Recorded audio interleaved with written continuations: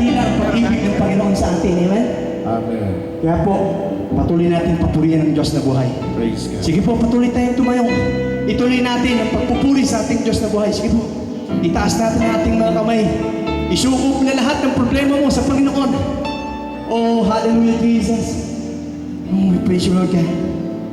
Napakabuti mo, Panginoon. Hayaan mo sa mga oras na ito, patuloy ka namin papurihan, Lord. Yakapin mo po ang lahat ng narito ngayon. Ano man ang kanilang problema sa buhay, Panginoon. Pagpalain niyo po ang mga narito ngayon. Yawag sa tayo. Maging ang mga awit, manunugtog, preachers, na gagamitin mo sa mga oras na ito. Hallelujah.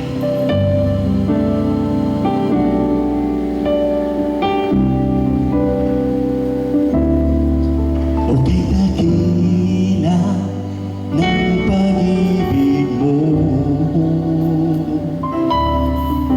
inialay ang buhay dahil sa sala ko. Hinugod sa dilim, binigyan ng liwanag. Aming Jesus, sadyang kay buti mo. Minsan pa, o kay dakila ng pag-ibig mo. Yes, Lord, yan. Inialay ang buhay dahil sa sala ko. Hinugod sa dilim, binigyan ng liwanag. Aming Jesus, sadyang kay buti mo. Purihin ka, Panginoon. Purihin ka, Panginoon, sa kabutihan mo. Sambahin ang ngalan mo. Sambahin ang ngalan mo, banal. Tanging sa'yo iaalay ang buhay kong ito. Purihin ka at sambahin, purihin ka at sambahin, purihin ka at sambahin, O Diyos. Yes, Lord God. Kay dakila ng pag-ibig mo, Panginoon. O kay dakila ng pag-ibig mo, inialay ang buhay, inialay ang buhay, dahil sa sala mo. Inugod sa dilim, binigyan mo ng liwanag, Panginoon. Liwanag, aming Jesus, sadyang kay buti mo. Purihin ka, Panginoon. Oh, purihin ka, Panginoon, sa kabutihan mo. Sambahin ang ngalan mo. Banal. Aming sa'yo iaalay ang buhay kong ito. Purihin ka at sambahin, purihin ka at sambahin, purihin ka at sambahin, oh, purihin ka at sambahin. Purihin ka, Panginoon, sa kabutihan mo. Sambahin ang ngalan mo. Banal. Laging sa'yo iaalay ang buhay kong ito. Purihin ka at sambahin, purihin ka at sambahin, purihin ka at sambahin, oh, purihin ka! Purihin ka, yes, Lord God. Sambahin, dakilain ka, dakilain ka.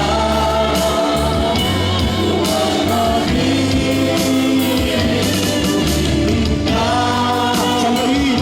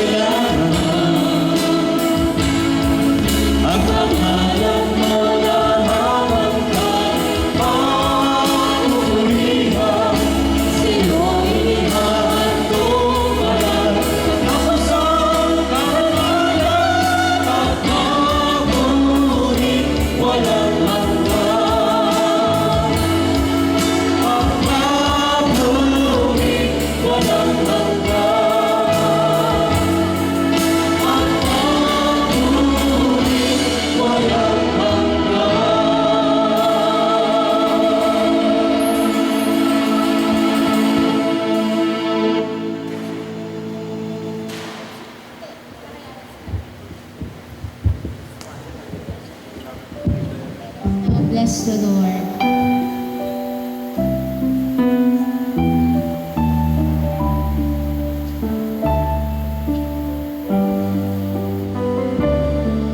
Bless the Lord, oh my soul. Bless the Lord, oh my soul. Let all that is within me bless His holy name. Thank the Lord. Thank the Lord, oh my soul. Thank the Lord, oh my soul. And all that is within me, bless His holy name. Praise the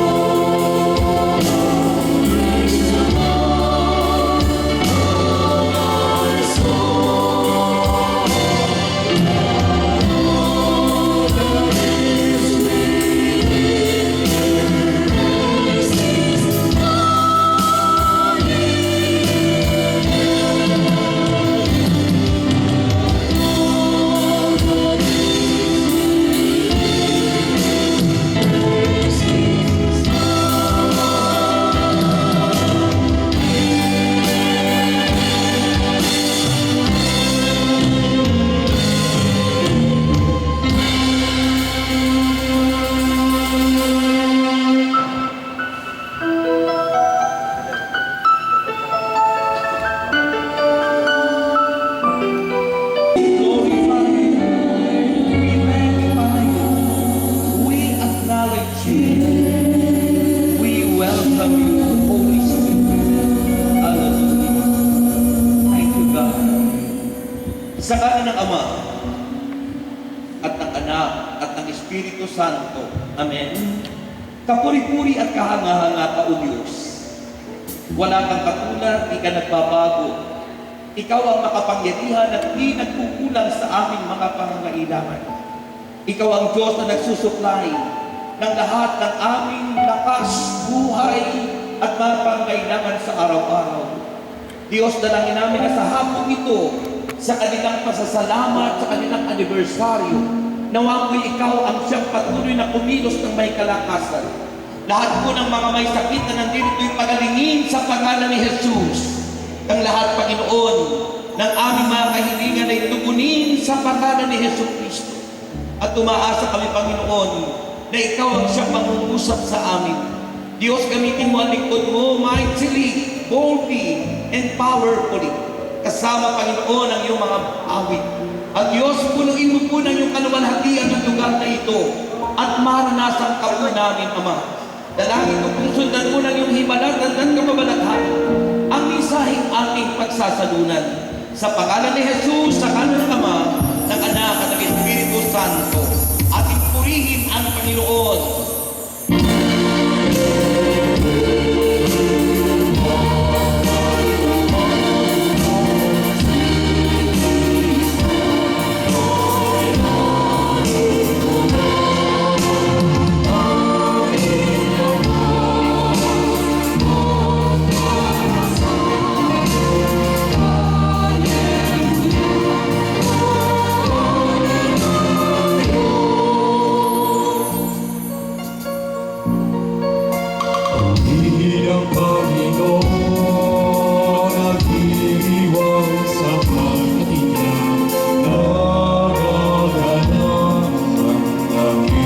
Espiritu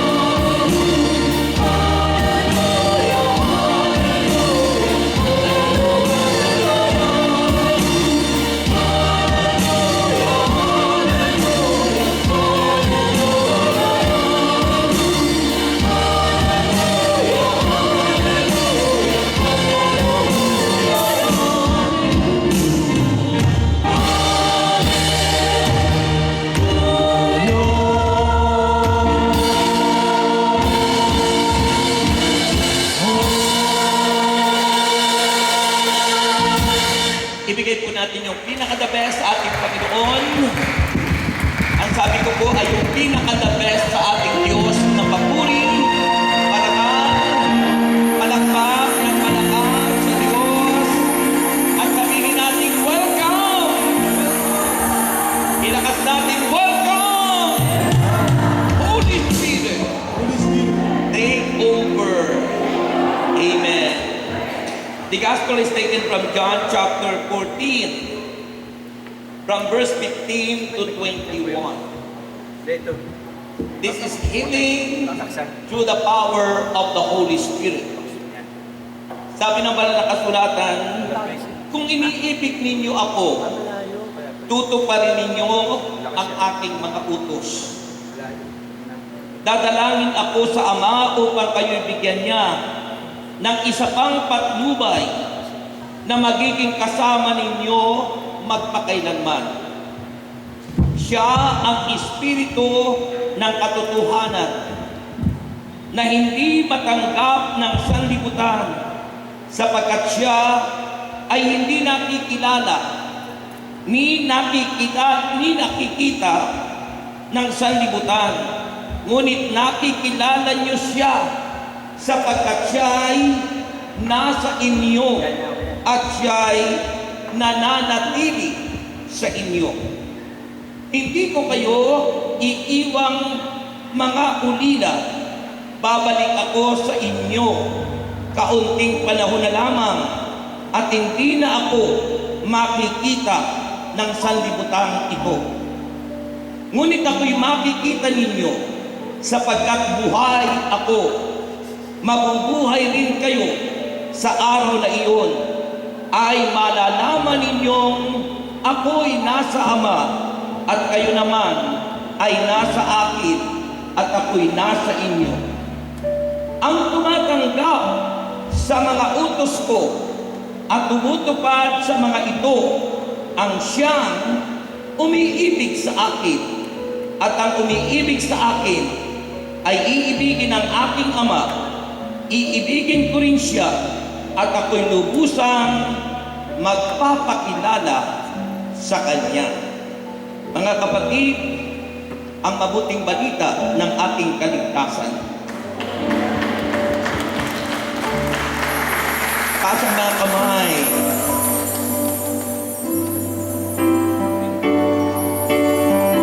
Hallelujah.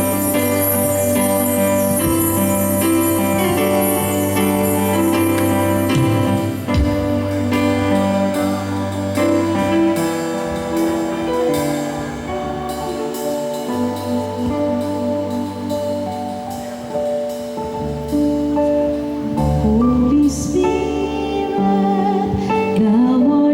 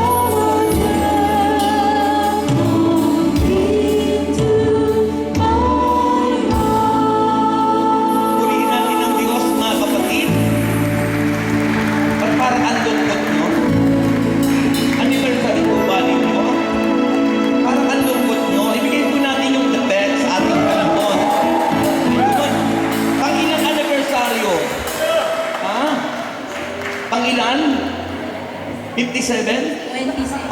27. Yan, 27th anniversary. Yan yung tamang edad ng pag-aasawa.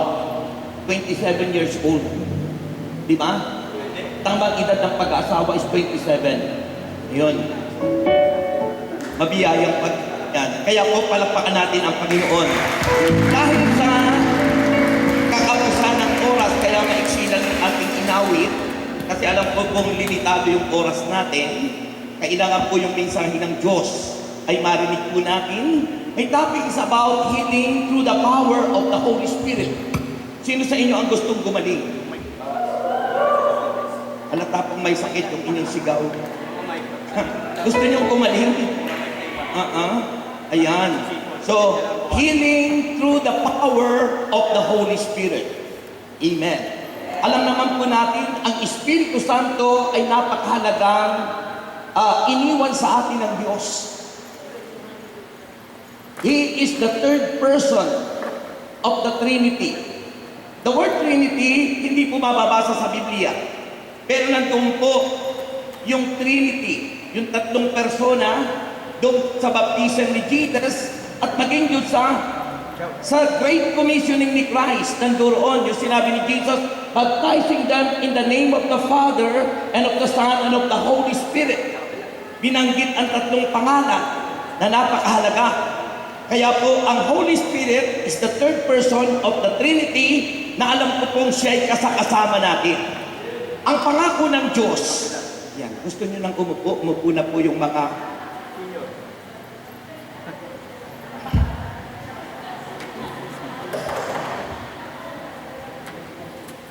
aking dadalain na lang yung Bible ko dyan kasi ang layo kasi hindi ako sanay na marami. So napakalaga po nito mga kapatid kay Kristo. Dapat po maunawaan natin ito para po tumanggap kayo ng kagalingan. Sapagkat alam ko po ang lahat ng may sakit ay pagagalingin ng Panginoon. Ang lahat ng walang pera ay darating ang pera sa kanila. Ang lahat ng walang bahay darating magkakabahay sila. And that is faith. Sabihin niyo faith. Pananampalataya. Sa mga taong walang pananampalataya, hindi magsasalita ng ganon. Pero sa mga taong may pananampalataya, sinasabi niya yung ganon. May pananampalataya kayo. So lahat ng walang pera, magkakapera.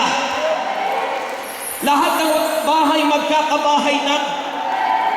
Di ba pinagagawa na?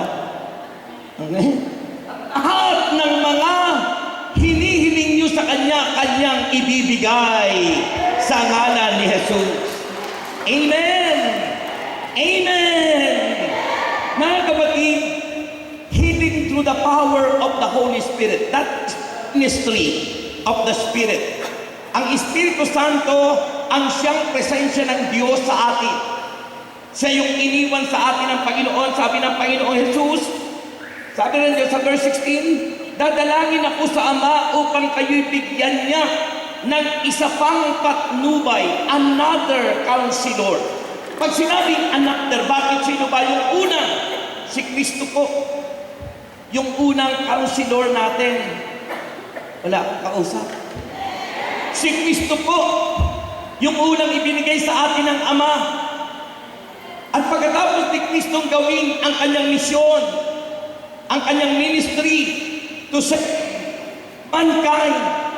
Sabi ng Panginoon sa kanyang pagbabalik sa Ama, dadalangin ako sa Ama at bibigyan niya kayo ng isa pang patnubay, another counselor, na ang tinutukoy ni Kristo ay ang Espiritu Santo na ibibigay sa atin na patnubay sa araw-araw magpakailanman.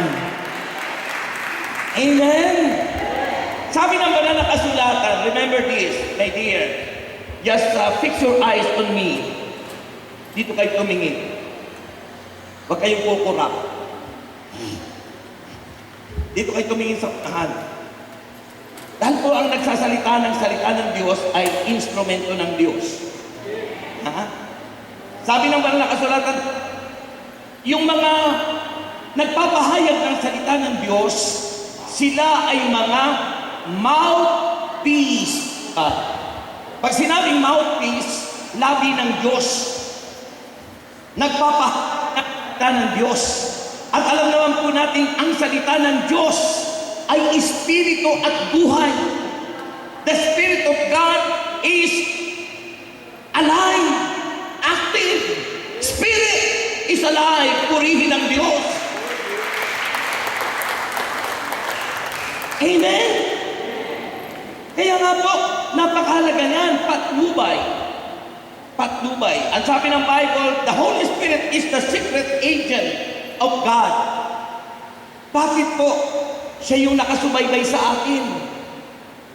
Siya yung nagkukonvict sa akin.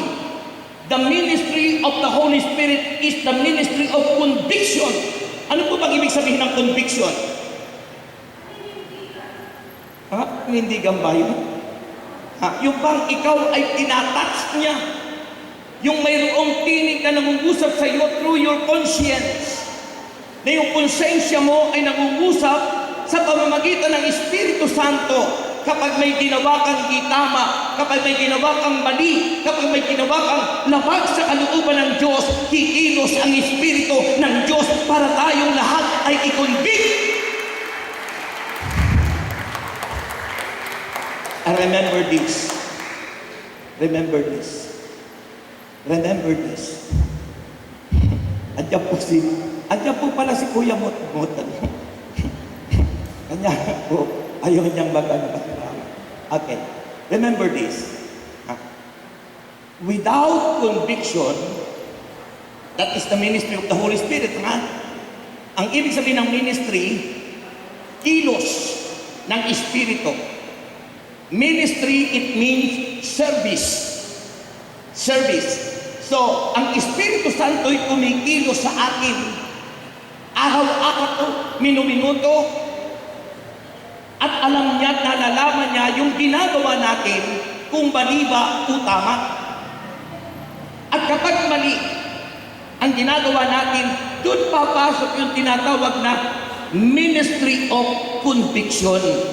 Kaya makikita nyo, minsan mayroong matagal na taong pumatay ng tao. Pagkalipas ng maraming taon, biglang susuko, susurrender, aaminin. It because he was convicted by the Holy Spirit. Mga kapatid, yan po ang magandang kilos ng Espiritu Santo. Bakit? The purpose of God, remember this, listen to me, fix your eyes in front. Remember this, bakit ganun ang kilos ng Espiritu Santo? Sapagkat ayaw ng Diyos na tayo'y magkakasala. Ang gusto ng Diyos ay tayo'y mamuhay ng may kabanalan. Ang hina. Ang Espiritu Santo ang nagpapabanal sa atin. Amen? Ang nagpapabanal sa atin ay ang Espiritu ng Diyos. Remember, no one is holy. Wala kang banal ni isa man. No one is righteous except God. No one is holy except the Lord. Walang banal, walang matuwid ni isa man. Subalit, kung sumasa atin si Kristo, tinanggap natin si Kristo, ang Espiritu ni Kristo, the Holy Spirit ay sumasa atin at mananatili sa atin, pangako niya magpakailanman. Amen? Kaya yung Holy Spirit, mula nang tanggapin natin si Jesus, sabi niya rito, pakinggan niyo ito, makinig kayo. Sabi niya,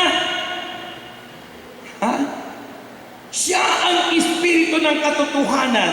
The Holy Spirit, ang tawag sa kanya, the Spirit of truth. Sabihin niyo, truth. Ulitin niyo. Sabihin niyo, katotohanan. Hindi po kasinungalingan. Kaya yung taong nagtataglay ng Espiritu ng Diyos, that we received from the very beginning when we were baptized, kung tayo binyagan, na pinangako ng Diyos na siya'y mananatili sa atin at mananahan sa atin dahil siya ang magpapabanal sa atin. Kapag siya'y nasa sa atin dahil tinanggap natin si Kristo, yung kanyang Espiritu isa sa atin, at yun ang magmamanifest sa atin at makikita sa buhay natin ang kabanalan ng Espiritu ng Diyos sa buhay ng bawat isa. Kaya yung pagiging banal, di tayo yun. Yun ay kabanalan ng Diyos. Yun ay kabanalan ni Jesus. Yun ay kabanalan ng Holy Spirit. That's why ang kilos niya, ang ministry niya, ang kanyang serbisyo para sa atin na pinakamatindi is to convict us in time that yung tayo po ba'y nagkakasala para tayo'y makahingi ng tawad sa Diyos.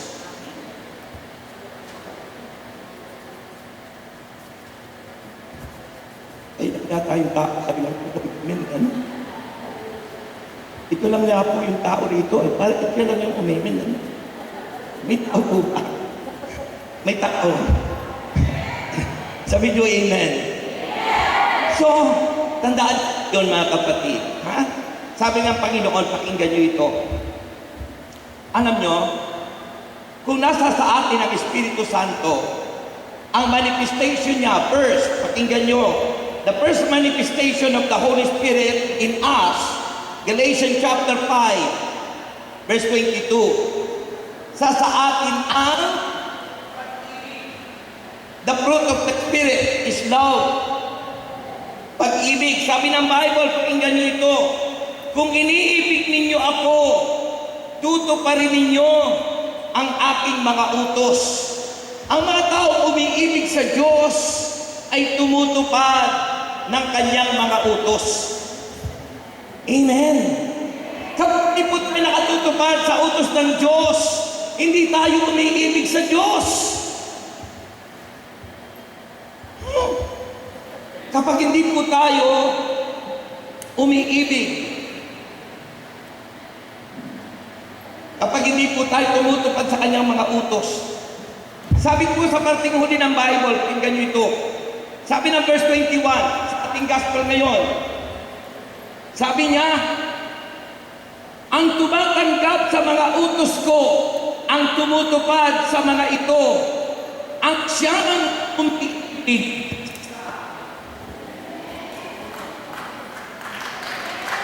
Kala ko walang takot. Kaya po, kapag po tayo nawawala po yung pag-ibig ng Diyos sa atin, ibig sabihin yung Holy Spirit ay hindi natin inaalaw na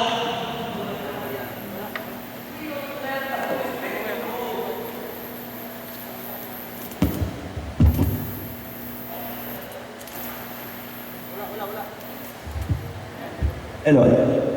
Nawawala. Yan.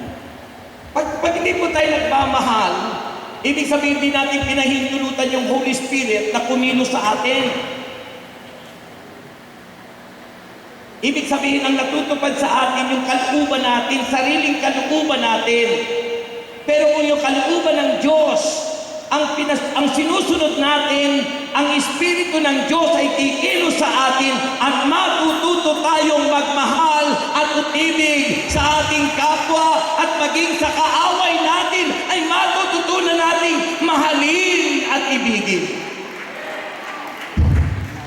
Ano yung pinakamatinding, pinakamahirap na utos ng Panginoon yun? Sabi ng Panginoon, love your enemies. Ibigin niyo ang inyong kaaway. Dahil yan ang tatak ng Espiritu ng Diyos. Yan ang tatak na nasa sa atin ng Diyos.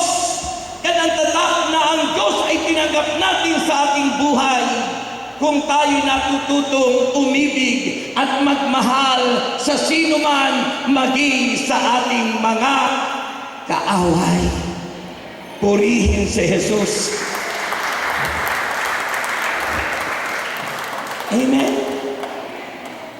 And that's how important the Holy Spirit in our life. Ganon kahalaga ang Espiritu ng Diyos sa ating buhay. Sabi ng 1 Corinto, sabi roon sa chapter 12 yun, o verse 4, sabi roon ng Banal na Kasulatan, ang mga taong hindi nagtataglay ng Espiritu ng Diyos para sa kanila Para sa kanila ay kahangalan yung mga patungkol sa Diyos. Lalo na kung ikay nagsasalita ibang wika, nag-i-speak in tongues. Sasabihin nila, hindi yan sa Diyos. Pero sa mga taong nagtataglay ng Espiritu ng Diyos, naunawa ng mga bagay na yun, sapagkat ang taong nagtataglay ng Espiritu ng Diyos, nangungusap ang Espiritu ng Diyos sa Espiritu niya at naunawaan niya ang nais ng Panginoon niya. Amen! Amen! So sabi ng Panginoon, ito'y ibibigay sa atin sapagkat ang Diyos, si Kristo, sabi niya, dadalangin siya sa Ama at bibigyan niya kayo ng isa pang patnubay, tinatawag another counselor. Pag sinabing another counselor is the Holy Spirit. The first counselor that God gave to us is Jesus Christ. So, pangalawang counselor na binigay sa atin, another counselor is the Holy Spirit. Na ang pangalan ng Espiritu Santo ay Holy Spirit na tinatawag na the Spirit of Christ. Espiritu ni Kristo. The Spirit of Christ. And at sabi ng Panginoon kay Kristo, siya ang Espiritu ng katotohanan. Espiritu Santo is the Spirit of truth.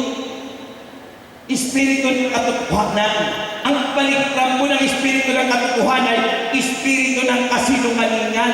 At yung Espiritu ng kasinungalingan, yung po'y Espiritu ni Satanas. Yun yung mahihilig magmarites. Amen po ba? Amen ba? Pero yung Espiritu ng katotohanan, kung taglay nyo, yun yung mga taong masisipag, ikalat ang mabuting balita, ang salita ng Diyos na nagbibigay ng buhay, sigla, lakas at kagalingan sa lahat ng mga nanghihina at mga nanlulupay-pay. Sabi ng Hebreo chapter 4, verse 12, di ba? Ang salita ng Diyos buhay at mabisa.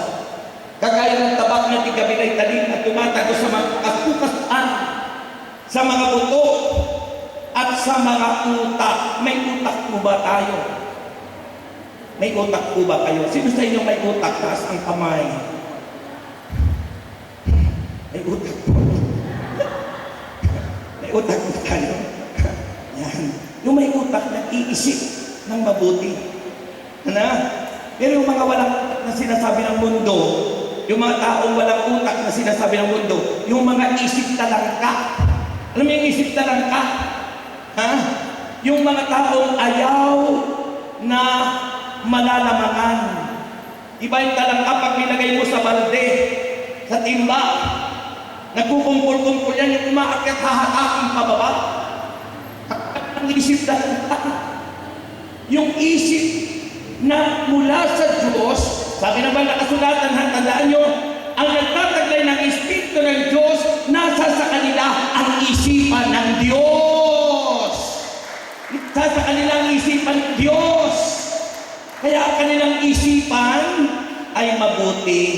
Ang isipan nila ay pag-ibig. Ang isipan nila ay nakalulugod sa Diyos. Hindi makasasama at hindi makapagpapawalay sa iyo sa presensya ng Diyos. Purihin ang Panginoon. Amen. Amen. Amen. Ang Espiritu ng katotohanan na hindi raw nakikita, sabi rito ng nakasulatan, sabi rito ng Bible, siya Espiritu ng katotohanan na hindi matanggap ng sanlibutan. Sino po ba yung mga taong kasanlibutan? Yung mga taong bininyagan pero hindi tinanggap ang mabuting balita. Kilala ang pangalan ng Diyos pero hindi naman kabutihan ang ginagawa. Iba ka may mga tao ganun. Pero yung sinasabi ng Bible, the Spirit-filled Christian. Pag sinabing Spirit-filled, full life. Pag sinabing full life, ibig sabihin, yung Espiritu ng Diyos ang pumupuno ng kaligayahan, kagalakan, kapayapaan, kahinahunan, kabutihan, kabaitan, katapatan, at higit sa lahat.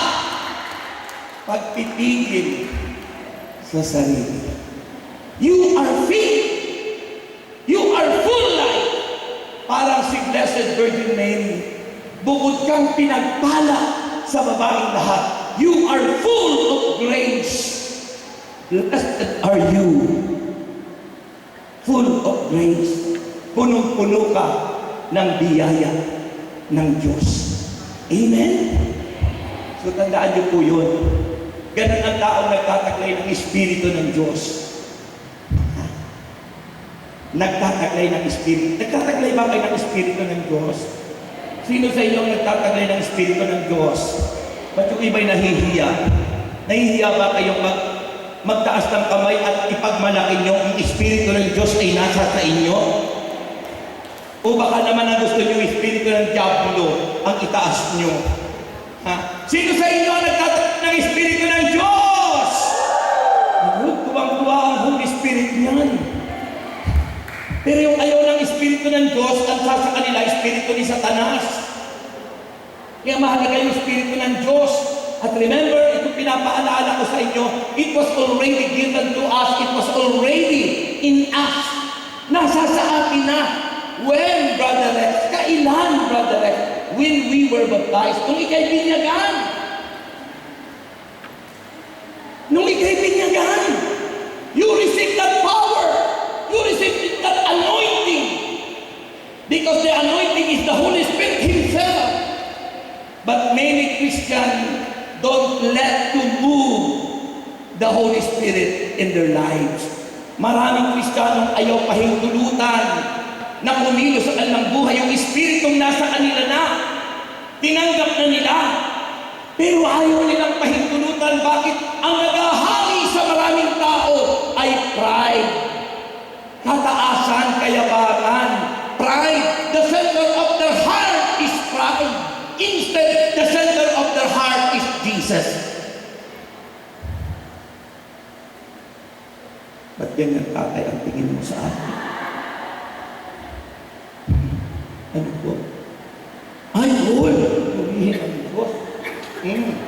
Binalikan ko ng ulo ni tatay. Ay, Lord. So, ganun po yun, mga kapatid. Kailangan po kung totoong tinanggap natin at nasa sa atin na from the very beginning that we were baptized, kailangan pahintulutan natin siyang kumilos. Ano ang pagkakaiba ng Old Testament time sa New Testament time? Dito sa Gospel, pinangako niya, mananatili siya sa atin yung pinangako ng Ama. Mananatili magpakailanman at hindi kayo mag-iisa. Kayo'y laging kasama ang Espiritu ng Diyos. Sabi ni Kristo, hindi ko kayo iiwan magpakailanman. I will never leave you. Amen? Kaya walang may tatakot na iningihip sa Panginoon. Dahil nandiyan ang secret agent of God. Sabi ng Panginoon, ang lahat ng inyong ginawa sa dilim, ilalantad niya sa liwanag. At ang ibinulong niyo sa dilim, ay kanyang ipagsisigawan sa liwanag. Glory to God in the highest. At ito pa ang napakasarap. The difference between the Old Testament time and the New Testament. Ano ang pagkakaiba? Sa Old Testament time po, dahil hindi pa po noon, ang pagkakaiba kasi sa New Testament, nagkaroon tayo ng Pentecost. Bumaba ang Espiritu Santo, sabi ng Acts 1:8, at tatanggap kayo ng kapangyarihan when the Holy Spirit comes upon you, and you shall receive power. You shall receive power. You shall receive power. You shall receive power. You shall receive power when the Holy Spirit comes upon you.